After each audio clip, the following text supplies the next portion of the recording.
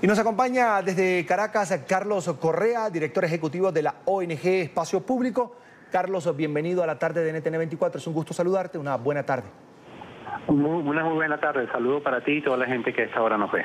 Carlos, yo sé que Espacio Público lleva un récord de lo que sucede con los medios de comunicación en Venezuela, por supuesto, junto a otras ONG que operan allí en el país. Sumando estos dos diarios, ¿cuántos diarios venezolanos, hablamos de los regionales y nacionales, han tenido que pasarse tal vez al digital, a solo redes sociales, porque no tienen el papel, que es un monopolio que domina el gobierno de Nicolás Maduro? Bueno, han cerrado 6 medios. 6 medios. Es decir, 6 medios, 5 de los cuales han sido por temas de papel. Estos dos de los que estamos hablando, que ven restringida su circulación, se suman, son 8 este año. Desde el año 2004 hasta ahora, 170 medios han cerrado en Venezuela. Especialmente la gran mayoría de ellas son radios, estaciones de radio y televisión, especialmente que cubren ciudades pequeñas y medianas en el país, que han cerrado por disposiciones de CONATEL. El tema del papel es el que está afectando más fuertemente en los últimos tiempos y es previsible que muchísimos más diarios tengan que cerrar. Ya hay varios que están saliendo en algunos casos semanales, como por ejemplo el diario El Tiempo de Puerto La Cruz, ahora lo está anunciando El Siglo que va a salir eventualmente, pero lo que hemos visto en otros casos de años anteriores es que los diarios pasan a ser semanarios y después pasan a convertirse solo en plataformas basadas en la web.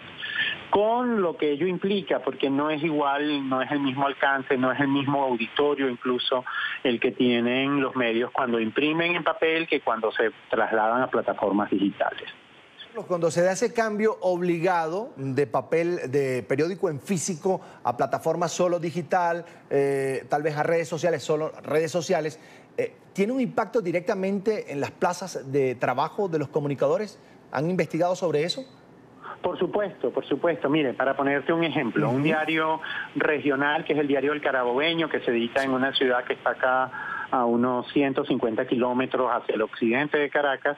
En esa ciudad había un diario que era el diario El Carabobeño, un diario muy importante, más de 80 años circulando, y fue cerrado porque no le ofrecían papel y ahí trabajaban 450 personas. Después pasan a ser entonces medios donde trabajan 20 o 30 personas cuando mucho. Entonces la conversión de los diarios reduce, por supuesto, muchísimo, incluso en la planta periodística, también en el ámbito de lo que tiene que ver con distribución, impresión, es decir, toda una serie de elementos conexos vinculados a la producción de un diario. ¿Por qué? Bueno, porque no tienen capaz no tienen la misma capacidad económica para sostenerse, porque la publicidad en medios digitales es mucho más económica, porque no tienen suficientes recursos. Entonces, toda una serie de personas que trabajan en el diario salen desplazadas. Como ves, la proporción es muy alta, prácticamente entre un 15 y un 20% de la planta es la que puede quedar. Un diario, por ejemplo, como El Impulso, que ha tenido que convertirse en una plataforma digital, ha tenido que reducir su corresponsalía en la ciudad de Caracas y también en la ciudad de Barquisimeto a un grupo muy reducido para mantener una propuesta web. Carlos, no sé si es mi impresión, pero el venezolano se está acostumbrando a este tipo de situaciones. Es decir, no pasa nada cuando se cierra un periódico obligado, porque prácticamente es obligado que están cerrando sus puertas.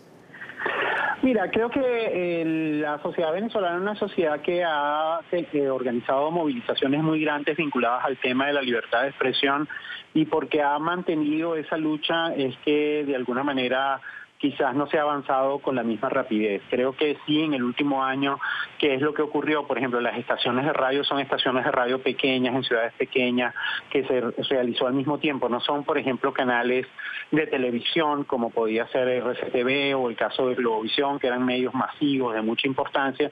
Entonces tienen un menor costo, o por lo menos un menor costo visible. Yo creo que es difícil aventurar decir que eso la gente se está acostumbrando. Yo creo que puede más bien al contrario, puede estar acumulando algún tipo de energía que no sabemos cómo se puede canalizar. Creo que es muy difícil decir que hay una suerte de costumbre.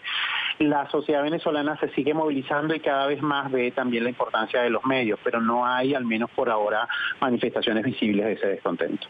Ya para cerrar el tema del papel periódico, que es un tema que mantiene en crisis a varios medios de comunicación en Venezuela, incluso los más grandes, quería preguntarte si esta empresa que maneja el gobierno no sé si se sigue llamando Corporación Maneiro, pero que domina el gobierno, sigue operando bajo los mismos esquemas. a ti sí, a ti no. Tú eres amigo, tú sí. Sí, es una práctica discriminatoria. Muchas veces, por ejemplo, los diarios gratuitos vinculados al gobierno siguen circulando, los diarios gubernamentales siguen circulando, pero no así los medios que de alguna manera hacen periodismo independiente. Entonces sí, es una lógica absolutamente discrecional, la distribución del papel es arbitraria y en algunos casos se han denunciado también mecanismos de corrupción, es decir, sobreprecio para acceder al papel. Entonces el monopolio estatal se ha convertido en una política sencillamente discrecional, arbitraria y además que actúa impunemente. Quiero agradecer a Carlos Correa, director ejecutivo de la ONG Espacio Público en Venezuela, por compartir con nosotros estos minutos. Carlos, como siempre es un gusto, mucha suerte. Muchísimas gracias, hasta pronto. Hasta la próxima.